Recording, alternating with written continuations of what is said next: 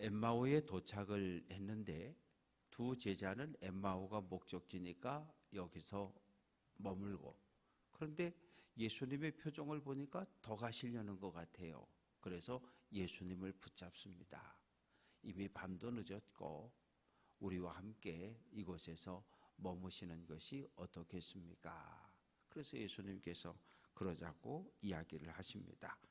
그래서 이제 30절, 제자들과 함께 음식을 먹게 되었는데 떡을 들어서 축복기도 하고 이렇게 떡을 떼어서 글로바하고 또 다른 제자에게 나눠줄 때 그들의 눈이 바짝 열렸어요. 그러면서 주님이시다, 예수다. 그런데 예수님이라고 하는 것을 알아봤는데 예수님이 없어져 버리셨어요. 그리고 32절 말씀 보면 서로 이야기를 주고받습니다. 우리가 길에서 걸어올 때 예수님이 우리에게 말씀을 하나하나 읽어주고 설명해 줄 때 우리 마음이 뜨겁지 않더냐. 이 뜨겁다라고 하는 것은 마음속에서 계속해서 이 뜨거운 불길이 일어나다는 얘기예요. 감동이 있었다는 얘기죠. 은혜가 있었던 이야기예요. 그래서 이 두 사람이 엠마오에서 자야 하는데 거기에서 다시 일어나서 예루살렘으로 달려가기 시작합니다. 25리 10km니까 한 2시간 반, 3시간 정도를 막 들고 뛰어오면, 그런데 이제 또 오르막을 와야 되니까 조금 더 긴 시간이 걸렸을 거예요. 그래서 예루살렘에 와보니까 11제자들 또 많은 성도들이 함께 있더라는 거예요. 그런데 그들이 이야기하기를 예수님이 부활하셔서 부활하신 주님이 시몬 베드로에게 찾아오셔서 그 이야기를 하고 있는 거예요. 그래서 이 두 제자도 엠마오로 내려가는 길에 한 분을 만났는데 누군지 우리가 알아보지 못했는데 음식을 함께 먹을 때 떡을 들고 축복기도 하시고 우리에게 떼어 나눠주는 그 순간 예수님이라는 것을 우리가 알게 되었다. 그런데 예수님이 없어졌다. 그 이야기를 그대로 간증하고 고백을 합니다. 그때에 36절, 이 말을 할 때에 예수께서 그들에게 나타나신 거예요. 그러니까 신령한 몸이라고 하는 건, 이 분명히 제자들은 문을 걸어 잠그고 있었을 텐데 예수님이 그냥 나타났다는 거죠. 이거 그냥 육체를 가진 사람은 불가능해요. 왜? 벽에 가서 부딪히면 이 내가 깨지든지 벽이 부서지든지. 예수님이 나타나셨는데 예수님은 신령한 몸이기 때문에 이 그냥 닫힌 문을 통과해서 들어오셨다는 거죠. 그래서 예수님이, 우리가 부활할 때에 예수님이 부활의 첫 열매이신데 예수님이 신령한 몸으로 부활한 것처럼 우리들도 마지막 날 주님 다시 오시는 그날에 신령한 몸으로 부활하고 신령한 몸으로 하나님의 나라에서 하나님을 찬양하며 예배할 것을 믿는 거죠. 예수님께서 하신 말씀, 너희에게 평강이 있을지어다. 이 평강, 이 제자들에게는 평화가 없어져 버렸어요. 유대인들을 만나면 샬롬, 하나님의 평화가 여러분과 함께 하시기를 바란다는, 이게 평화가, 하나님의 평화가 함께 하기를 바란다라고 하는 인사를 서로 주고받는데 지금 평강이 없어요. 왜? 예수님을 부인했고 예수님 십자가에 달릴 때 도망쳤고 그리고 꽁꽁 숨어 있고 예수님과 관계가 끼어졌기 때문에 그 마음의 평화가 사라져 버린 거예요. 지금 두려움에, 그리고 예수님을 부인하고 예수님을 배신 때렸다고 하는, 도망쳤다고 하는 그런 죄책감에 마음이 무거운 거예요. 그런데 예수님께서 평강이 있을지어다, 평강을 선언해 주시는 거예요. 예수님의 평강을 누구에게? 제자들에게 주시는 거예요. 그러면서 제자들이 놀라고 무서워하는데 왜 무서워했냐면 영이 나타났다. 죽은 예수의 시체가 시체가 아니라 이 신령한 몸으로 부활한 예수님을 인정하지 못하고 영이 나타났다. 근데 이 유대인들은 사람이 죽으면 그 영이 가끔 나타날 수 있다고 생각을 했던 거예요. 어디에서 볼 수 있습니까? 사무엘상 28장을 보면 사울 왕이 교만하고 하나님 말씀에 불순종을 선택했을 때 어떻게 됐어요? 여호와의 영이 떠났잖아요. 하나님께 버림을 받았잖아요. 사무엘도 떠났잖아요. 그런데 블레셋하고 전쟁을 해야 되는데 전쟁에 나가려면 제사장의 축복도 받아야 되고 전쟁에 나가서 하나님이 우리와 함께 해 줄 건지 이게 좀 기도도 하고 좀 용기도 얻어야 되는데 하나님의 영은 떠났고 버림받고 제사장도 떠나고 어디다가 의지할 방법이 없으니까 어떻게 합니까? 병사들 모르게 엔돌까지 가가지고 누굴 만납니까? 자기가 왕이 된 이후 이스라엘 땅에서 쫓아냈던 신접한 여인을 찾아가잖아요. 그래서 뭐라 그럽니까? 이렇게 생긴 사람을 불러 올리라 그러잖아요. 그런데 성경에 보면 그것이 사무엘이라는 말은 없어요. 사무엘이었다는 표현은 없어요. 그냥 그렇게 사울이 사무엘이다 그렇게 본인이 느꼈던 거죠. 왜? 사무엘을 만나기를 원했던 거니까. 그래서 구약 성경 시브리인들의 사고 속에는 영과 육이 나누어진다 이거 상상도 못하는 거예요. 오늘 우리도 마찬가지죠. 영과 육이 분리된다? 이거 어떻게 분리합니까? 한 몸인데 흙으로 만들어진 육체 속에 하나님의 입김이 숨이 호흡이 들어오면서 우리가 하나님을 예비하는 살아있는 사람이 되었는데 이걸 어떻게 쪼개냐고요?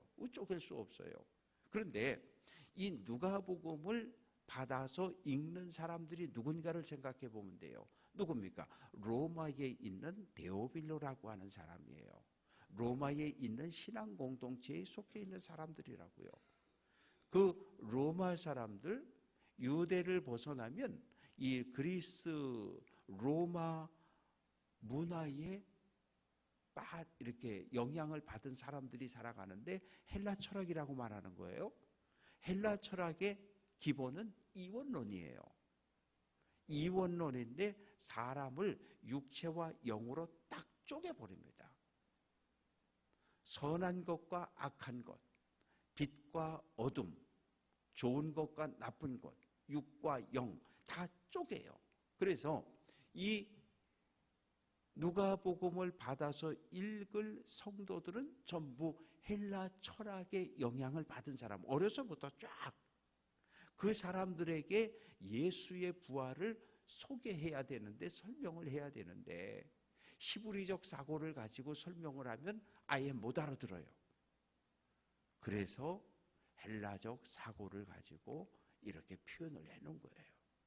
그래서 사도 바울이 이방 땅을 다니면서 영, 육, 혼 이런 표현들을 쓰는 이유는 사도 바울이 복음을 전한 그 지역에 살아가는 모든 사람들은 영과 육을 2분, 3분하는 헬라 철학에 이렇게 어려서부터 철저하게 교육되어진 그런 세계관을 가지고 있는 사람들이기 때문에 그런 표현들을 사용을 하고 있는 겁니다.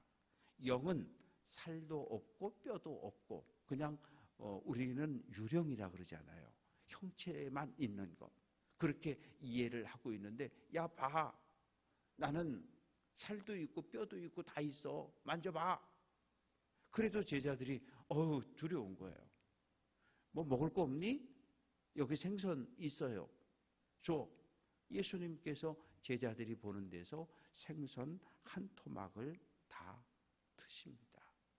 생선을 드셨다는 건 어떤 의미입니까? 육을 가지고 있다는 말이잖아요. 영과 육이 쪼개진 상태가 아니라 살아있는 신령한 몸으로 부활한 하나님께서 다시 살려내신 신령한 몸으로 부활했음을 말합니다. 그러면서 44절에서 내가 너희와 함께 있을 때 예수님 당시에 성경이라고 하는 것은 모세의 율법, 모세 오경이 있었어요. 그리고 선지자의 글 예언서도 있었어요. 요 두 개는 정경으로 이미 확정이 된 상태. 왜? 모세오경은 주전한 450년경, 그리고 이 예언서는 주전한 150년어간, 요때에 정경으로 확정이 되어졌고, 시편은 주후 90년에 정경으로 확정이 되지만 이미 예수님 살아계실 때 시편도 교회 안에서, 유대교 안에서, 회당에서 권위를 인정받고 있었습니다. 그러면서 예수님께서 모세의 율법의, 선지자의 글에, 시편에 메시아와 관련된 여러 가지 말씀들을 예수님께서 이 살아 있을 때 해 주셨습니다. 그러면서 그 내용이 뭐냐 하면 46절, 그리스도가 메시아가 고난받고 제3일에 죽은 자 가운데서 살아날 것이다. 또 47절, 예수의 이름으로 제사함을 받게 하는 회개가 예루살렘에서 시작해서 모든 족속에게 전파될 것이다. 이 모든 말씀들이 예수님과 관련되어진 예수님의 탄생, 예수님의 사역, 예수님의 죽음, 예수님의 부활, 이 모든 이야기가 모세오경의, 선지자글의, 시편에 이미 다 있는 이야기인데 그것이 나를 통해서 성취되었다라고 말씀하시는 거예요. 그러면서 얘들아, 너희들은 내 제자 아니냐. 너희들이 이 모든 일, 예수의 탄생과 예수의 십자가 고난, 예수의 죽음, 예수의 부활에 너희가 증인이라는 거예요. 그러면서 제자들에게 증인의 삶을 살아가는데 48절, 내가 내 아버지께서 약속하신 것을 너희에게 보내리니 너희는 위로부터 능력으로 입혀질 때까지 이 성에 머물러 있어라. 이게 대단히 중요한 말씀이에요. 왜냐하면 예수님께서 세례 요한에게 세례받고 올라올 때 하늘이 열려지고 성령이 비둘기같이 그의 몸에 임하셨거든요. 예수님이 성령 충만한 상황에서 사역을 시작하셨어요. 그러니까 동일하게 제자들에게도 기다려. 하늘 아버지께서 약속하신 것, 내가 너희에게 보내주겠다고 약속한 건 무엇입니까? 성령이에요. 하나님의 거룩한 영이 너희에게 임할 때까지 예루살렘을 떠나지 말고 기다려. 그래서 제자들이 어떻게 합니까? 예루살렘을 떠나지 않고 기도하기를 시작하잖아요. 왜냐하면 예수님이 40일 동안 이 땅에 계셨고 하늘로 올라가셨고, 그리고 열흘 동안 오순절이 될 때까지 예루살렘에 모여서 기도하고 있다가 성령을 받습니다. 그리고 이제 50절 말씀 보면 그들을 데리고 베다니 앞까지 나가사 손을 들어 그들에게 축복하시고, 베다니라고 하는 것은 감람산 산기슭에 있는 마을이에요.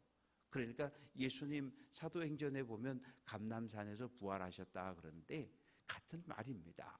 베다니까지 가셔서 제자들을 손을 들어 하나하나 축복하시고, 그리고 51절은 축복하실 때에 그들을 떠나 하늘로 올라갔다. 하늘로 올라가는 모습을 제자들이 지켜보고 있다가 큰 기쁨을 가지고 예루살렘으로 돌아오고, 예루살렘에 돌아와서 뭐 하는 거예요? 53절, 늘 성전에서 하나님을 찬송하니라. 그래서 제자들이 초대교회에 예수님 하늘로 가시고 제자들이 이 성전에 머물면서 약속한 성령이 오시기를 기다리며 한 마음으로 기도하고 있습니다. 그래서 누가복음 24장은 뭐하고 연결되는 거예요? 사도행전 1장하고 연결이 되어지는 거거든요. 그래서 사도행전 2장에서 오순절에 성령이 임하게 되고 성령 받은 성도들이 외국어 방언을 하게 되고, 그리고 그들이 예루살렘 성내로 달려가서 예수 부활을 외치고 증인의 삶을 사는 거죠. 또 유대교가 그들을 박해하고 헤롯 왕이 또 교회를 박해하고 야고보를 죽이고, 이런 증인의 삶이 시작되어질 때 교회가 많은 박해와 고난과 어려움을 받았습니다. 말씀을 정리해 봅니다. 누가복음은 우리나라에 복음이 들어올 때 가장 먼저 들어올 때 쪽복음이 들어왔는데 첫 번째 들어왔던 쪽복음이 누가복음이에요.